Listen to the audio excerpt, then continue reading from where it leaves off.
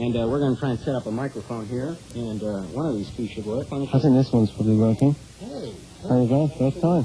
That's the one. Excellent. Welcome to Connecticut. Thanks a lot. It's great to be here. I've just come up from New York today.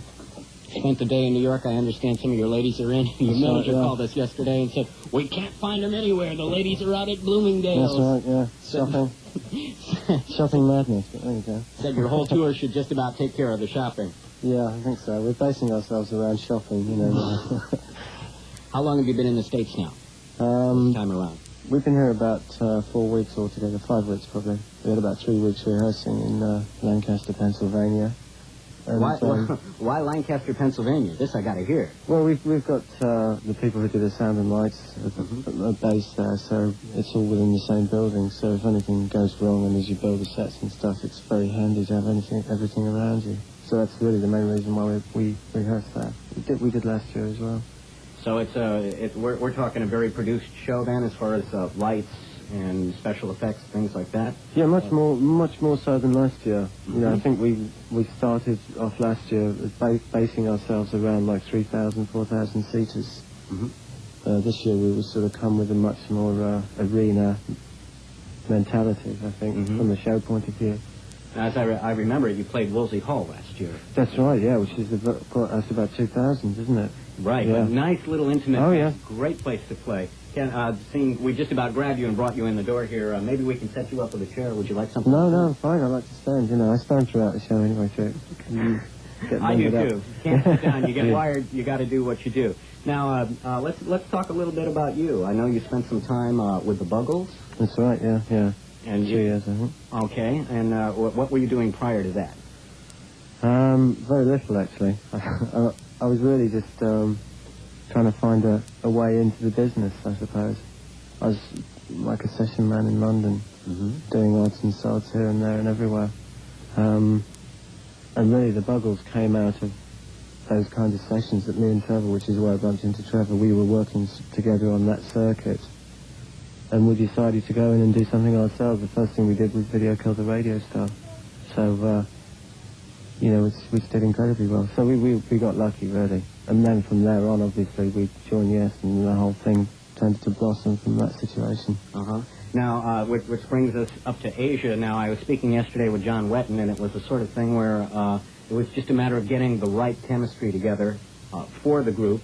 And I don't know, I guess in your case it was a little bit different, but I always imagined fellas getting together, maybe at a nightclub or something and jamming together for a while, and all of a sudden something works, and you say, hey, wait a minute, maybe this can be developed. If that wasn't quite the case... Not so much like that, no. I mean, we did have the sort of times when we went out together and met each other socially before we started to work together, and I think we gave it a certain amount of time, I think a couple of weeks, to see whether it would work out once everyone had been approached and we felt that we had the right people in the group. And it was, I think, after that sort of 2-week period where we all felt, this is going to work, you know, let's give it a real shot. So that's when we rehearsed for about 3 or 4 months, I think, just working on material and stuff. How much material did you have for the first album? We had probably about 3 songs in excess of what we recorded off the album. One of the songs actually went onto this album, but went through radical changes. Which track was that? It was a track called Midnight Sun. Okay. So, I mean, basically it was, you know, the whole thing came out of a rehearsal situation, I think, rather than I'm going to get up on stage and jam with Greg Logs, you know. And it's also, it's more than music involved here. You're also talking about people chemistry. Yeah, I think when you've got, I mean, particularly from my point of view, because I really had the least pedigree of any of them, you know, I think when you get people who've had such incredible careers already as like Steve, Carl and John, you know, you would imagine that kind of, working with those kind of people would be difficult because, you know, you're dealing with people who are very set in their ways, who've maybe got, you know, monster egos and stuff through having been in big bands. It really wasn't like that in this situation. It was like everybody felt really fresh, but it was like a new band rehearsing, you know, like a young bunch of teenagers getting a band together. So you get pumped up and fired up. Yeah. Was it a lot different than, say, working with Yes? Yeah, I think everybody in the group had much more of a you know, it was a do or die situation, really. It was like backs to the wall. We really felt that we had something strong, and we felt that we had to really persevere. I think groups like Yes, particularly in the latter stages, used to rely to a certain degree on the reputation, and you know, it would be going in and let's make another album. I think our first album, we felt particularly strongly about everything, and we followed it through so intensely, right up to the time when it came out. I understand a lot of the later Yes material was on tape, too, on the concert tour. Can you sort of clear that up? Because you were there, you would know a lot of the keyboard effects and so forth. Yeah, when they went on stage, they used to use quite a few effects. This group doesn't use any at all. I'm sure it's a complete four-piece entity. What you hear is what you hear us doing. You know, there's no tricks or anything like that. We have a copy of Alpha here, and I'm always interested to hear what people's favorite tracks are. Yeah. If you were playing disc jockey right now, what would you want to hear from the album? And maybe you could tell us a little bit about the track and why. I think if I wanted to hear it, I'd want to hear Never in a Million Years, because it's the third track on the first side. Right. I'll get that ready. Keep talking. I think probably because it's favourite to John and also Carl. Because when the album came out a couple of weeks ago, it was like the one track that people weren't really playing from the radio stations, which surprised us in a way, because we felt that it had, you know, a lot going for it. But, you know, the song particularly. Okay, we're going to play it. 99 Rock WPLR. We are currently speaking with Geoff Downes, who's going to take a break for news. After the track, we'll come back and talk some more.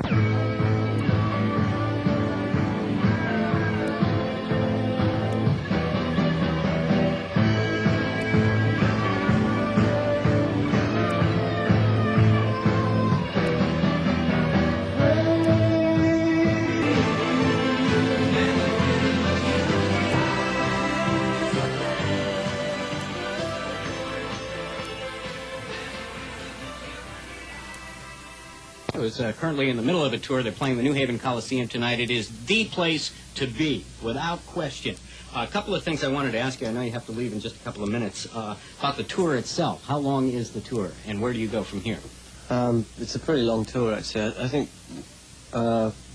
we came out a bit early because our album, you know, has only been out, so we were sort of touring when we didn't have an album out, which was a bit surprising. But we're going to be here for a while, I think, till about the end of November. So are you covering more dates in the Northeast here? Yeah. We'll probably be coming back to the Northeast, but as of the end of August, we start sort of moving out west. We started off in Cleveland, I think. We've done about 10, 11 shows so far. Okay, and one other question. It was probably, I'm being a bit of a burnout. I can't remember exactly, but somewhere between a year and a half between albums? Yeah, about a year, actually. I think the last album came out in March. Yeah, this one came out in August. Why 12 months? I think it takes us a long time to make an album. It took us a long time to do the first one.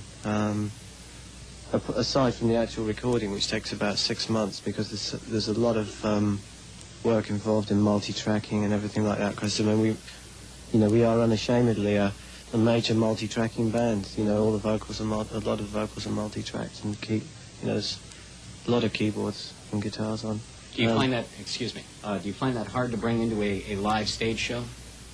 Not really, no, because we generally select the ones that are the most important at the time. You know, I mean, textures are actually very subtle. You know, some things you don't actually hear that, you know, they're not prominent, but they're as important elements of the music as things which are really blasting out there. So it's not, you know, it's not through the difficulty playing it live is not really as great as you would imagine, you know, because the music does come from the 4 people in the band, and when we're up there on stage, it's not that difficult to convey what you did on the record. Okay, and finally, we want to go back to the first album here, and I'd love to know what your favorite track off that one is. I know you have to go, probably ready for a sound check now. Yeah. But before you slide out the door, I'd love to play your favorite song off the first album. Could you tell us what that is? Yeah, my favourite track off the first album, I think, is probably Wildest Dreams, mainly because it's the one that is the most probably surprising in terms of the album. It doesn't follow the normal formats of most songs, and it's got sort of instrumental passages and stuff in it, which is nice. So it gives us a whole different slant, I think. Why is that? Was there just a different state of mind when you were in the studio? Here, you can have this. Not really, no. It was actually when we were rehearsing it was probably one of the weakest tracks we had before we started getting in the studio and doing it. But once we got in the studio, it started to take on a whole new shape, and different ideas came out. And of course, lyrically, it's quite different from a lot of the tracks that we've done, which are based mainly around love stories and stuff. This one is much more of a direct war protest song, really, I suppose. Are you rolling any tape on this concert? In other words, can we expect a live album in the next 12 months? We do have plans at some stage to do some taping, but I think, at the moment it's probably early days for a live album. I think we'd like to get in, do another studio album, and then maybe review the situation then. But, I mean, it's always good to, tape at least 1 or 2 shows properly with a 24-track machine. So you have your own machine that you're sort of... Well, we probably would do, yeah. I mean, we did one in Wembley when we played it back in England at the end of the year. We did a multi-track recording in a bus. So they're the sort of things you do. You keep them lying around, and then eventually, you think, let's have a live album, and you think, oh yeah, we were in, Tokyo in 1983. You pick a track from there, and you were in Wembley in '82, and you can put it together like that. Thank you for stopping by the station, Geoff. Okay, yeah, thanks a lot. We'll leave you with your favorite track from the first album. See you tonight. Yes. Okay, we'll do. From 99 Rock WPLR, More of Asia.